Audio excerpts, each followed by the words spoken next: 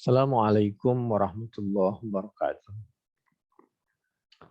Di dalam hadis Bukhari nomor 1871, sahabat Abu Hurairah radhiyallahu an bercerita, katanya, qala Rasulullah sallallahu alaihi wasallam, umirtu bi qaryatin ta'kulul qura yaquluna yathribu wa hiya al-Madinah. Tanfi an-nas kama yanfi al-kiru khabathal hadid. Dulu orang memberi julukan bahwa Madinah ini adalah kota yang sial demi untuk mendiskreditkan umat Islam. Atau karena dulu orang Yahudi itu merasa di atas angin, merasa lebih baik dari orang Arab. Sehingga apa saja produk Arab itu dianggap nomor sekian. Seperti kejadian di sekitar kita. Sekarang orang itu kalau keburukan itu dianggap ada hubungannya dengan Arab, kadrun gitu, Taliban gitu. Padahal kita tahu ya, apa sih sebenarnya kejelekan Taliban itu kepada negara kita itu apa sih?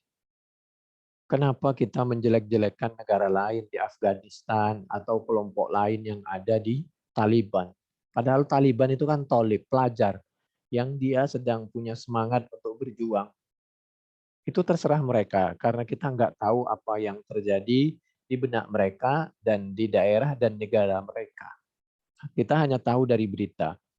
Kenapa kita mencampuri urusan orang?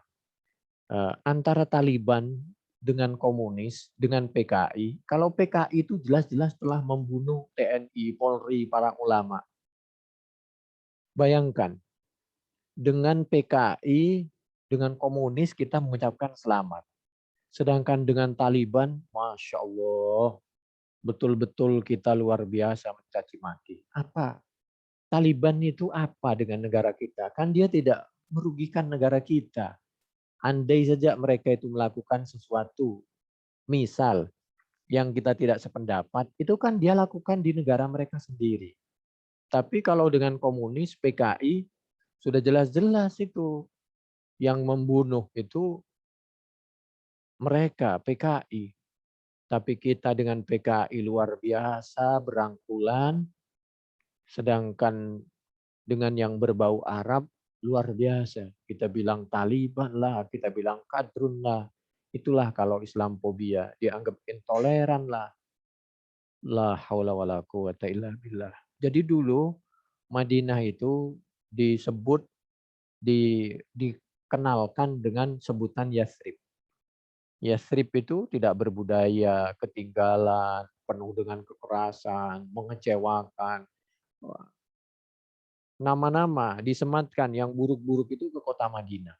Karena orang Mekah itu, orang Arab itu, Mekah dan Madinah itu dianggap orang yang tidak berpendidikan. Karena dulu itu memang belum punya Quran. Sedangkan mereka sudah ada Taurat, ada Injil.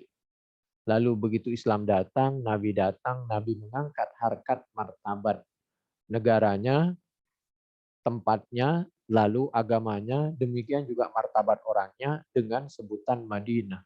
Madinah itu adalah sebuah kota makmur, penuh dengan keadilan, tidak ada keboliman terhadap sesama anak bangsa, agama agama apa saja. Jadi dulu itu dirangkul semua. Cuma karena mereka dendam luar biasa, iri dan dengkinya luar biasa, tetap saja mereka sembunyi-sembunyi dan terang-terangan mereka akan berusaha membantai Nabi dan umat Islam dan ingin menghancurkan Islam sampai terjadilah apa yang terjadi, yaitu perang Khandaq 5 Hijriah. Sampai Nabi menggali parit itu kan karena mereka bersekutu, orang kafir musyrik dan orang Yahudi Zionis itu, untuk menghancurkan Islam dari luar dan dari dalam. Lalu kelebihan Madinah ini, apabila kita tinggal di kota Madinah, beribadah di Madinah, apalagi di Mekah, itu dapat menggugurkan kerak-kerak kotoran yang ada pada diri kita. Selama itu bukan dosa besar ya, mau dosa kecil itu, mau dosa besar berat itu. Apalagi kalau punya dosa kepada manusia, itu harus berhadapan dengan manusianya, minta maaf ke manusianya. Jadi tanfi apa Madinah an-nas kepada manusia kama yanfil kir, sebagaimana menghilangkan apa pandi besi atau api khobasal hadid kepada kotoran besi. Jadi karat-karat di besi itu kalau pengen hilang itu mesti dibakar. Nanti menjadi bersih itu. Jadi dapat sama seperti bulan Ramadan yang panas sehingga membakar ulat-ulat penyakit yang ada di perut karena akibat perut ini tempat sampah, semua makanan masuk, maka dibakar terus-menerus panasnya sampai 1 bulan, maka insya Allah ulat-ulat yang ada di perut kita akan mati, tidak bisa berkembang. Oleh karena itu orang yang suka puasa bulan Ramadan ditambah sunnah, insya Allah jauh dari penyakit. Kecuali memang betul-betul takdir. Dan kita menghindari makanan-makanan yang banyak minyak, gula berlebihan, pengawet, pewarna, pemutih. Dan asal kita bisa menjaga, kalau kita puasa juga, tapi tidak bisa menjaga juga, sama aja dengan orang bertobat tapi maksiat jalan terus. Istighfar jalan, maksiat juga jalan, ya sama aja. Jadi ini Bukhari 1871. Ma waqa fil Qur'an innama huwa hikayatun an qawli ghairil mu'min man sammal madinah yathrib falyastaghfirillah hiya tabah hiya tabah.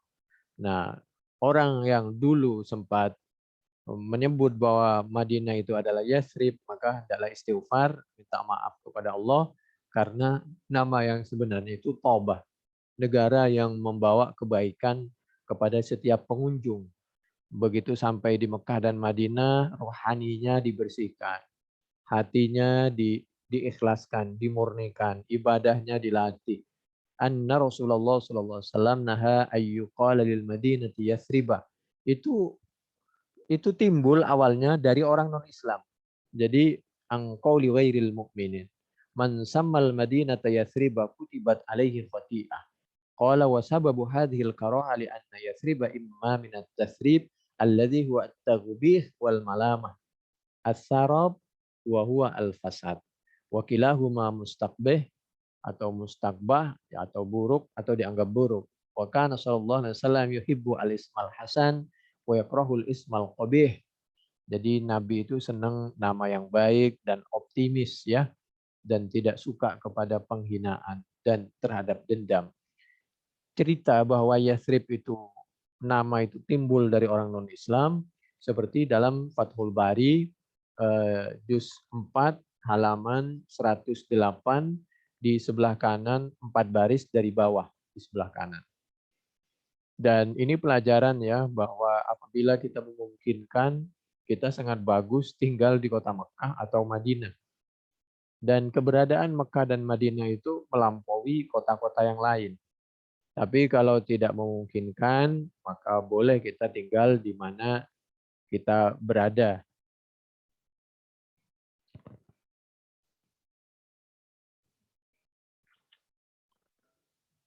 Hadis Bukhari 1872, hadhi Taubah.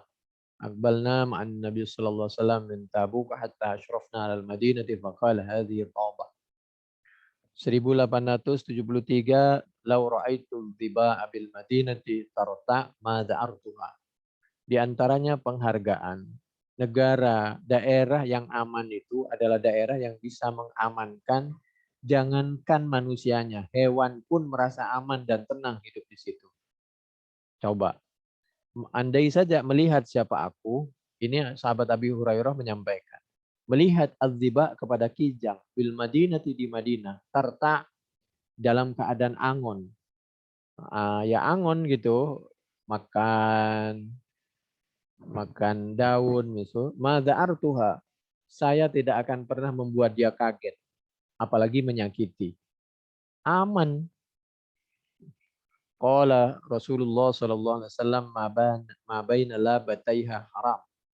Jadi daerah itu Madinah itu sama dengan kota Mekah, ada tempat yang haram. Dari barat ke timur, utara ke selatan itu ada batasan-batasan yang tidak boleh di situ. melakukan sesuatu perbuatan yang dilarang supaya aman. Manusianya aman, hewannya juga aman.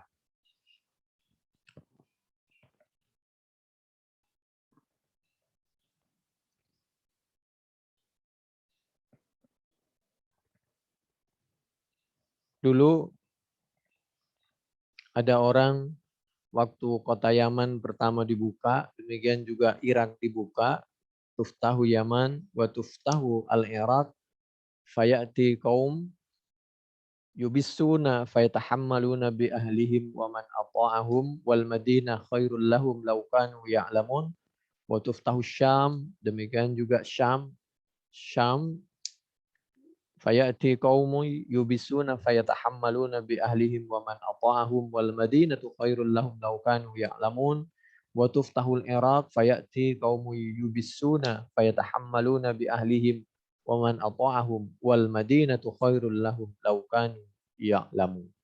Jadi kalau sengaja kita meninggalkan Mekah dan Madinah karena menganggap selain kota Mekah dan Madinah itu lebih baik, itu tidak boleh.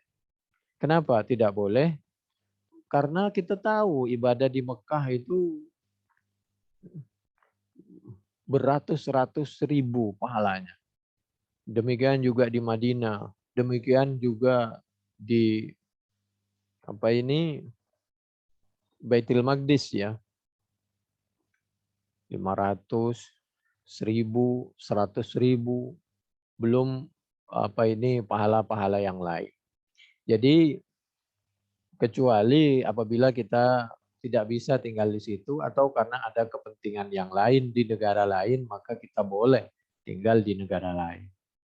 Jadi kalau bisa tinggal itu juga di dekat masjid ya, karena pahalanya juga dan lain sebagainya.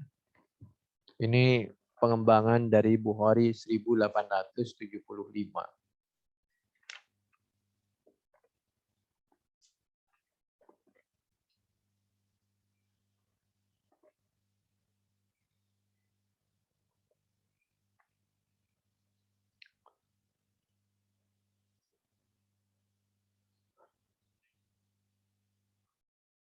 Karena di Madinah itu tempat tinggalnya Nabi, wafatnya Nabi, demikian juga tempat turunnya wahyu, tempat banyak barokah, dan lain sebagainya.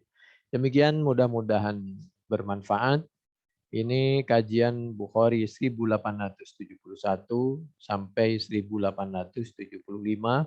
Fathul Bari juz 4 halaman 104 di sebelah kiri bawah sampai 115 di sebelah kiri. Demikian mudah-mudahan bermanfaat.